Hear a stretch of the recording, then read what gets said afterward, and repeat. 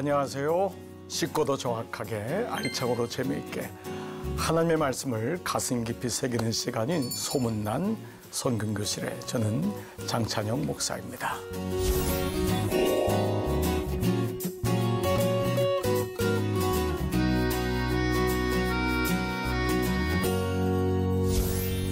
자, 여러분 반갑습니다. 네, 잘 나오셨습니다. 고맙습니다. 오늘은 여러분 특별히 제가 섬기는 우리 강남중앙교회에서 우리 사랑하는 성도님들과 함께하게 되었습니다.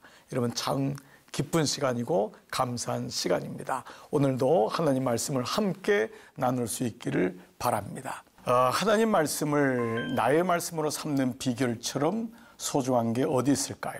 우리 지난 시간 동안 산다 시리즈로 12번의 말씀을 함께 나누었죠. 자, 이제 오늘은요, 우리가 6번의 말씀씩 2번에 나누어서 함께 말씀을 나누겠는데요. 오늘은 들어야 산다, 기록해야 산다, 묵상해야 산다, 나눠야 산다, 공부해야 산다, 투자해야 산다.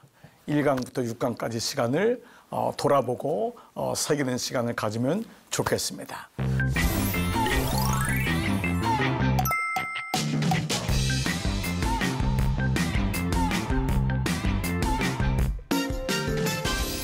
자, 여러분 오늘 첫 번째 말씀은요, 여러분이 기억나실 거예요. 첫 번째가 뭐였죠?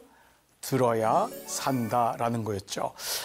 저는 제가 말씀이 들리고 말씀이 왜 교회에서 특별히 그리스도인에게 소중할까? 그건 뭐 너무나도 명확한 거죠. 우리가 바로 언약 공동체이기 때문에, 언약 백성이기 때문에. 말씀으로 우리가 부름을 받고 말씀으로 살아가도록 지음받은 존재이기 때문에 하나님 말씀이 없이는 살아갈 수가 없죠. 그렇다면 중요한 건 그 말씀이 놈의 말씀이 되느냐, 나의 말씀이 되느냐, 이게 사실은 관건인 거잖아요. 오늘날 얼마나 많이 교회가 있고 들려지는 소문들, 소식들, 말씀들이 많습니까? 이런 차원에서 그 말씀을 가지고 나의 말씀으로 삼는, 그리고 말씀이면은 충분합니다. 세상에 많은 지식이 있지만 정말 말씀이면 주님 충분합니다. 저도 제가 우리 이제 몸된 교회를 섬기면서 굉장히 중요한 하나의 어떤 분기점, 모멘트가 됐던 사건이 있었는데요. 제가 뭐 꿈을 꿀 때 분명히 보니까 주님이신 거예요. 저를 교회로 이렇게 인도하시는 거예요. 들어갔더니 분명히 교회인 거예요. 교회에 들어갔는데 다 아픈 거예요. 어떤 사람은 누워있고 어떤 사람은 신음하고 붕대를 감고 있고 절기도 하고 다 아픈 거예요. 깜짝 놀랐어요. 왜 이렇게 다 아프지요? 다 아프지요? 그래서 저는 이제 목사니까 어떻게 하면 되지요? 주님 어떻게 하면 좋아요? 거의 뭐 이렇게 막 울부짖다시피 막 주님한테 어떻게 하면 좋아요? 어떻게 하면 좋아요? 제가 할 수 있는 게 아무것도 없어요. 근데 그때 주님이 저에게 하나님 말씀을 주시면서 말씀이면은 충분하다. 이거면 된다. 그때 그 사건이 저에게는 너무도 생생한 사건이 되었던 거예요. 아, 주님의 교회는 너무도 당연한 말씀 같지만 말씀이면은 살아나는구나. 에스겔 골짜기에 다 뼈밖에 없는 그 무덤이 하나님 말씀으로 살아나듯이 겉으로 보면 가족의 문제, 배우자, 자녀, 건강, 물질의 문제 같지만 결국은 말씀이 없는 문제였구나. 그래서 호세아가 물이 없어 가람도 아니고 양식이 없어 주림도 아니고 여호와의 말씀이 없어서 그렇다. 그 말씀은 오늘도 유효하다고 저는 믿습니다. 그래서 오늘 우리가 첫 번째 시간으로 한번 6가지를 한번 돌아볼게요. 첫 번째는 들어야 산다. 여러분에게 이 사람 한번 소개할게요. 마크 데버. 여러분 지난 1강 때 기억나는지 모르겠는데 신학교이자 목회자예요. 신학자이자 이분이 아주 중요한 얘기를 했는데 너무 가슴 아픈 얘기예요. 말씀이 없는 교회 부흥. 말씀이 없는 교회 부흥은 집단 자살 행위와 같다. 그러니까 이게 굉장히 엄중한 말씀이잖아요. 그러니까 우리는 말씀이 없어도 뭐 어떤 성장도 될 수 있고 교회도 커질 수 있고, 예를 들면 죄송하지만 좋은 몫에다가 교회를 세우면은 사람들이 많이 온다. 이런 생각도 하고, 그 교회는 무슨 위치가 좋나 봐. 아니면 어린이 시설을 잘하면 교회가 오나 봐. 사람들이 오나 봐. 노인복지를 잘하면 사람들이 오나 봐. 물론 올 수 있죠. 근데 중요한 건 뭐죠? 본질적으로 말씀이 없는 교회 부흥은, 우리 개인도 마찬가지잖아요. 말씀이 없는데 장사가 잘 돼. 말씀이 없는데 아이가 잘 자라. 근데 그걸 과연 잘 되는 건가? 이런 면에서 우리에게 너무도 중요한 문제를 제기하고 있는 거죠. 자, 이런 면에서 첫 번째 말씀이요. 우린 잘 알고 있어요. 믿음은 어디서 온다고요? 들음에서 온다. 아, 듣는 게 처음이구나. 그래서 신명기 우리 말씀 요즘 묵상하잖아요. 뭐죠? 쉐마 이스라엘아. 들으라 이스라엘아. 말씀은 듣겨야 되거든요. 들려야 되거든요. 그래서 믿음은 정확히 말한 거예요. 들음에서 나오고 이 들음은 무엇을 듣느냐? 바로 그리스도의 말씀을 듣는 거다. 신앙은 말씀에서부터 시작되는 거다. 전통이나 경력이나 학력 아니라는 거예요. 그러니까 정확하게 하나님은 우리에게 말씀하고 있죠. 자, 이런 면에서 제가 이제 세 가지를 말씀드리고 싶은데 삶에 적용해 보자면 말이에요. 어떻게 하면 우리가 말씀을 듣는 훈련을 하느냐. 하나님과의 관계지만은 그 하나님과의 관계가 우리의 삶의 에르투드로 드러날 때가 있잖아요. 그 첫 번째, 물은 위에서부터 아래로 흐르기 때문에 먼저 상대방을 존중하는 사람이 잘 듣잖아요. 부부 가운데 말씀이 잘 안 들릴 때가 많아요. 근데 왜 그러냐면 처음엔 안 그랬는데 너무 익숙해지다 보니까 무시하거나 너무 하대하거나 내 마음대로 생각하는 거죠. 그렇기 때문에 첫 번째 우리에게 중요한 게 있는 게 상대를 존중하는 훈련을 해야 됩니다. 저는 심지어 이 처음에 결혼한 사람들에게 서로 존댓말하는 걸 한번 훈련해봐라. 한 1년만이라도 서로 존댓말 해봐라. 그러면 달라진다. 그러니까 이런 면에서 본다면 말씀이 들리는 것은 상대를 존중해야 되는 거죠. 그러니까 하나님을 존중하는 게 우리의 삶에서 드러나야 된다는 거예요. 그래야지 그 말씀이 들린다. 두 번째, 그렇다면 또 하나는 뭐죠? 내가 낮춰야 되잖아요. 상대방을 존중한다는 것은 내가 낮추는 거예요. 그러니까 자기 십자가를 지고 자기를 부인할 때 하나님의 음성이 들리잖아요. 그러니까 내 안에 내가 가득 차면은 말씀이 안 들리는 거죠. 가시나무 노래 아시죠? 내 안에 내가 너무 많아. 내 안에 내가 너무 많은 거예요. 그러니까 낮추는 훈련은 말씀을 듣는데 너무 소중해요. 그래서 하나님은요, 때로 짓궂기도 하신 것 같아요. 우리를 낮추셔요. 때로 고난도 주시고 아픔도 주시고. 근데 그게 우리를 골탕 먹이려고 하는 것이 아니라 말씀이 듣겨야 되니까. 저는 가끔 아이한테 좀 안 좋은 얘기나 아픈 얘기를 들을 때마다 처음엔 부모로서 너무 속상해요. 그런데 아이를 위해서 제 마음을 가다듬어요. 그게 너한테 필요하다. 잘 통과해라. 그래야지 말씀이 들리지 않겠니? 그러니까 우리는 승승장구하면 좋은 것 같지만 그렇지 않다는 거죠. 요 앞에 있는 것만 보는 것이 아니라 하나님은 몇 수를 앞에 보잖아요. 그러니까 지금의 고난이 세상 사람들에게는 너무 힘든 거야. 그렇지만 우리는 하나님의 수를 알잖아요. 그러니까 자기를 낮추는 훈련을 매번 하는 거예요. 여러분, 오늘 아침에도 우리 힘든 일이 있을지 몰라요. 근데 그때마다 하나님이 나를 낮추시는구나. 그때 하나님의 음성이 들리죠. 그 예배 자체가 뭐냐면 bow down. 예배 자체가 낮추는 거예요. 예배의 원어 뜻이 무릎을 꿇다, 낮추다. 그래야지 내가 존경하고 사랑하는 분의 음성이 들리니까. 세 번째는 뭐냐? 잡음을 없애는 거예요. 이건 너무 소중한 거더라고요. 그러니까 이거는 좀 더 구체적인 것 같아요. 내가 낮춰졌지만은 외부에서 소리가 들리잖아요. 그 잡음을 없애는 훈련이 뭘까요? SNS, 세상의 정보, 이런 것들이 우리에게 수없이 밀려오잖아요. 안 볼 수는 없어요. 그렇지만 거기서 선별할 수 있는 능력, 들을 수 있는 걸 선택하는 거죠. 이게 안 된다면 우리는 계속 잡음 속에 있는 거죠. 여러분, 이분 아시죠? 테레사 수녀님. 근세에 가장 영향력 있는, 정말 150cm밖에 안 되는 너무 작으시고 나중에 허리도 굽으신 분이지만 모든 분이 이분한테 와서 어떻게 하면은 하나님의 음성을 들을 수 있나요? 다 물었어요. 이 질문을 하는 거죠. 어떻게 하나님의 음성을 늘 들으세요? 중요한 건 저는 늘인 것 같아요. 테레사 수녀는 늘 하나님과 교제했다 그랬거든요. 그랬더니 이분이 한 번도 서슴없이 지체 없이 얘기를 했어요. 삶의 소음을 줄이십시오. 우리 너무 쓰잘데없는 거에 신경 많이 쓰잖아요. 그렇죠. 너무 많은 것에. 사실 어찌 보면 다 소중한 건 아닌 것 같아요. 그래서 먼저 소중한 걸 하는 것을 우선순위라고 하잖아요. 그래서 우리는 매일의 생명의 10분을 하는 것이 우선순위인 거예요. 새벽 기도를 같이 못했을지라도 아침에 눈을 뜨면은 옛날에 어떤 사람은 이메일 체크업하고 SNS 체크업하고 남자들은 신문 보고 어떤 분은 뉴스 보고 그것이 아니라 먼저 말씀을 그것이 말씀이 없으면 소음이 된다는 거예요. 우린 정보라고 생각하지만은 하나님 말씀을 방해하는 것은 소음이 될 수 있다. 그 첫 번째는 소음을 줄이는 거예요. 그 다음에 두 번째는 뭐죠? 말씀으로 채우는 거예요. 이게 중요하잖아요. 우리가 비어 있으니까 여기다 말씀으로 채우는 거예요. 소음만 막으면 안 돼요. 말씀으로 채우는 거. 이 테레사 수녀의 말은 오늘날 우리에게 너무도 중요한 들어야 산다. 들어야 산다. 말씀을 들어야 산다. 듣는데 그것을 내 것으로 잡으려면은 묵상해야 되잖아요. 그렇죠? 자, 이제 묵상해야 산다는 이런 이제 시작을 해볼게요. 가나안 땅에 들어가는 여호수아에게 신명기 말씀 다 연결되죠. 그렇죠? 가나안 땅 들어가는 여호수아에게 모세는 못 들어갔잖아요. 근데 이때 하나님이 모세를 통해서 가나안에 들어가는 여호수아에게 첫 번째 말씀을 뭘 했을까요? 가나안 땅 들어가서 잘 살아야 된다.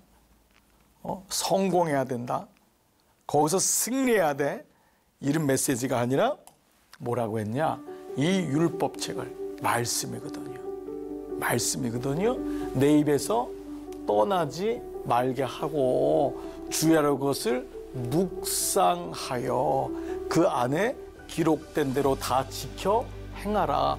이것만 되면은 너 길이 평탄하게 될 것이고 형통할 거다. 너무 중요한 말이잖아요. 그렇죠? 그러니까 여호수아에게 첫 번째 주신 메시지가 이 메시지였어요. 그러니까 이 말씀에서 주야로 그것을 묵상하라. 이 묵상이라는 단어 우리가 이제 포인트를 잡는 거예요. 자, 묵상이라는 단어에 성경에서 가장 많이 나온 단어가 바로 하가라는 단어예요. 이제 우리 익숙하죠? 하가는 세 가지의 뜻이 있어요. 첫 번째 뭐냐 하면은 계속 생각한다. 반복해. 하가는 생각하는 거. 뭘? 말씀을. 그러니까 사람은 저장된 게 떠오르잖아요. 그렇죠? 생각하는 거예요. 여러분, 내가요 어떤 구자에 얼마가 있어요. 있기 때문에 그 구자를 찾아서 있나 없나를 확인하는 거예요. 그렇죠? 그리고 구자에 든 것이 많을수록 내 삶을 어느 정도 유지할 수 있다는 것을 알고 있는 거잖아요. 그러면 영적으로도 마찬가지잖아요. 근데 영적으로 내 안에 무엇이 저장돼 있냐, 그거를 끄집어내서 생각하는 거예요. 그래서 원죄를 스카펙이라는 사람은 생각의 게으름으로부터 나오라 그랬어요. 생각의 게으름. 원죄가 뭐냐면 하나님 말씀을 그 순간에 아담이 생각을 못했던 거예요. 사단이 왔을 때 그 말씀을 생각을 못하니까 이것을 생각의 레이지, 게으름이라고 했다고요. 그거 참 중요한 것 같아요. 우리 자녀들에게 뭐라 그러죠? 애가 막 엉터리로 하거나 이랬으면 너 생각이 있는 거야, 없는 거야. 그럼 뭐라 그러죠? 어떤 엄마는 머리가 있는 거야, 없는 거야. 저는 어릴 때 그 얘기 듣고 난 그 얘기 잘 이해를 못해가지고 엄마한테 난 머리 있는데 머리 있는데 그 머리가 아니라 생각이잖아요. 너 생각을 잘해야 돼. 근데 생각의 원리가 하가구나. 아, 말씀이 지혜의 근본이구나. 그러니까 말씀이 있어야지 올바른 생각을 할 수 있구나. 첫 번째가 뭐냐면 생각을 계속하다. 두 번째 하가는 뭐냐면 읍조리다예요. 고백하다. 이거 뭐냐면 자신의 정체와 신분을 고백하는 거. 말씀은 뭐냐면 첫 번째 하나님이 누구신지, 두 번째 내가 누군지를 알게 되잖아요. 그러니까 묵상할 때 내가 누군지, 아, 나는 언약 백성이구나. 나는 고아가 아니구나. 나는 그냥 이 땅에 던져진 존재가 아니구나. 하나님이 내게 말씀을 하셨지. 이게 분명한 거예요. 고아가 아니라 고아가 부모가 있다는 건 뭐죠? 고아는 부모가 없다는 거잖아요. 영적 고아는. 그런데 내가 자녀라는 건 뭐예요? 부모의 메시지가 있는 거예요. 아, 그때 엄마가 그 얘기를 하셨어. 엄마가, 우리 아빠가 그 얘기 하셨어. 그래서 이것이 고백되는 거예요. 읍조리다. 자신의 정체와 신분을 고백하라. 세 번째 뭘까요? 하가는 으르렁거리다. 이건 뭐죠? 빼앗기지 않는 거예요. 그러니까 이건 영적 전쟁인 거예요. 묵상을 빼앗기지 마라. 자, 세 가지 하가. 첫 번째 뭐죠? 생각하는 거. 생각을 계속해라. 두 번째 뭐죠? 고백해라. 읍조리다. 그렇죠? 세 번째는 빼앗기지 마라. 으렁거리다. 이것이 바로 하가였어요. 근데 또 하나가 있어요. 바로 이것은 뭐냐면 딱 한 번 나와 있는데 너무도 중요한 단어인 수아흐란 단어예요. 이 단어 기억하세요? 누가 썼죠? 이삭한테 씁니다. 이삭이 아버지가 그 엘리에셀 자기 종에게 신부감 데려오라고 했잖아요. 이제 엘리에셀이 누굴 데려오죠? 리브가를 데려오죠.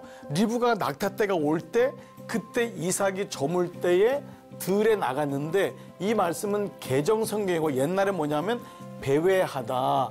들에서 배회한 거예요. 배회는 막 방황한 것처럼 느끼잖아요. 근데 이 단어는 배회하다가 개정성경에서 묵상하다로 바뀐 거예요. 제대로. 왜냐면 이게 수아흐이기 때문에 그래요. 수아흐. 근데 이 뜻이 뭐냐면요. 수아흐의 뜻이 뭐냐면 바로 대화하다, 함께 거닐다. 그러니까 묵상은 뭐냐면 하나님하고 대화하는 거예요. 그 말씀을 가지고 걸어가는 거예요.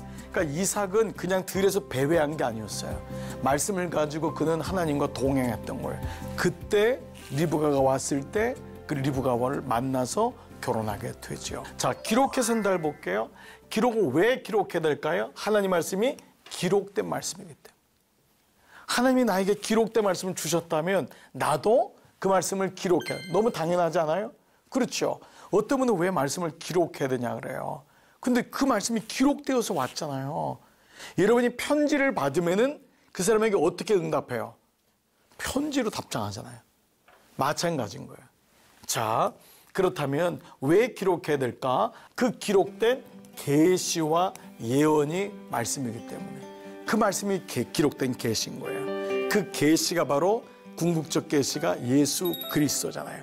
그분이 기록된 계시로 말씀으로 오신 거예요. 그래서 요한은 예수님이 말씀이다. 말씀이 이 땅에 왔다라고 얘기하잖아요. 그러니까 그 자체가 말씀이 기록되어서 왔잖아요. 오늘 우리도 구존으로 말씀을 안다면 누가 알 수가 있어요. 근데 그 말씀이 놀랍게도 기록돼 왔던 거죠.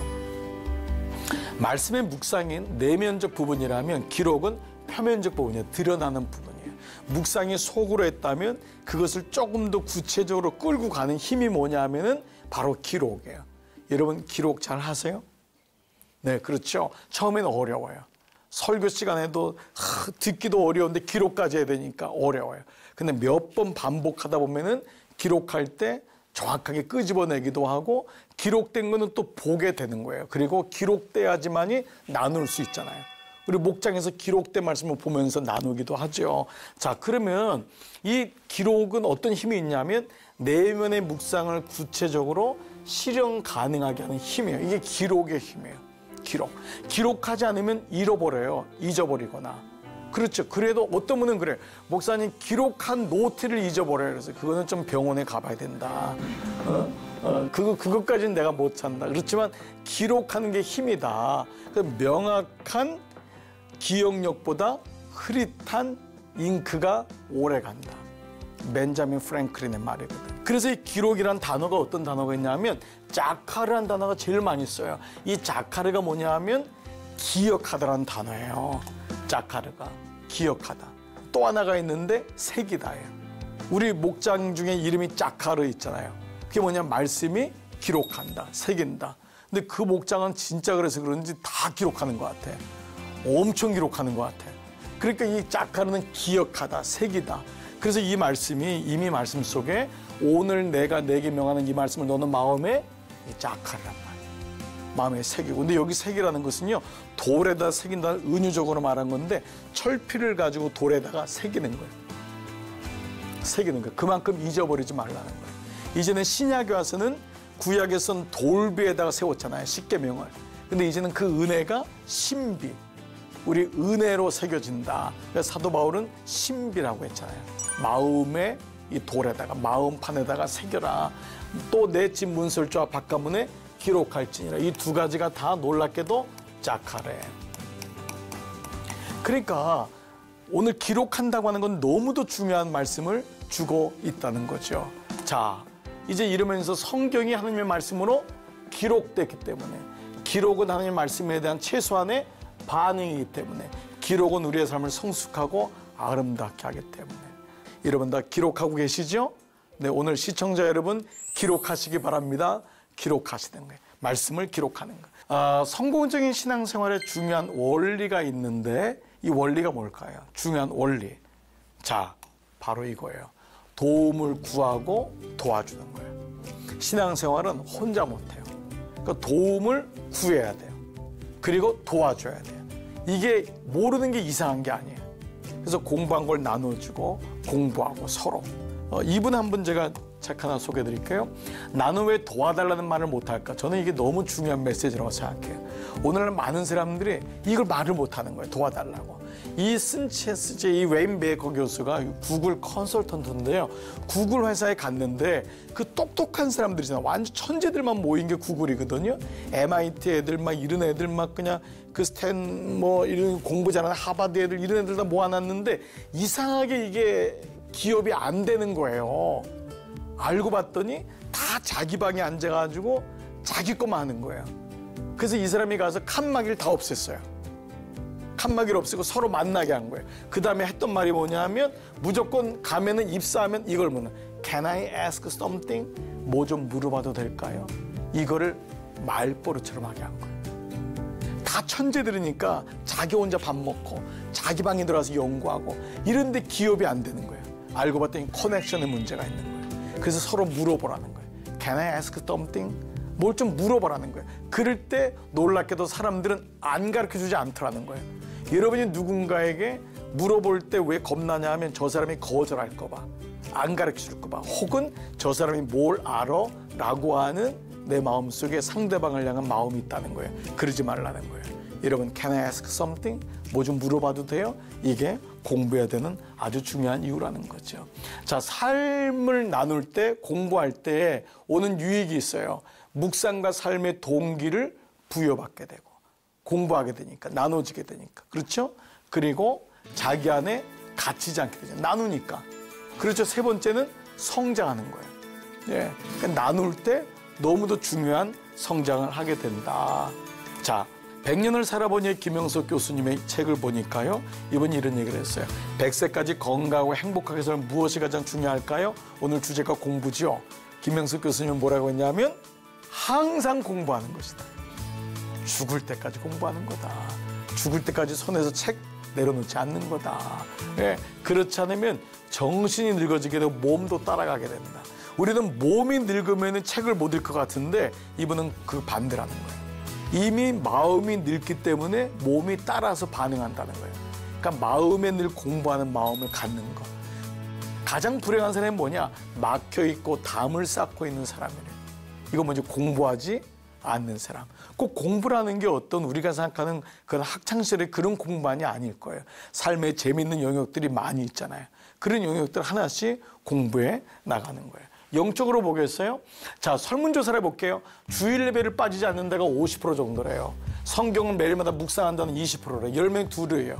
근데 체계적인 성경 공부를 해봤거나 양육을 받는 사람은 10% 미만이에요. 10명 중에 1명만이 교회를 나오지만은 공부한대요. 그러니까 공부하는 게 너무 중요한 거예요.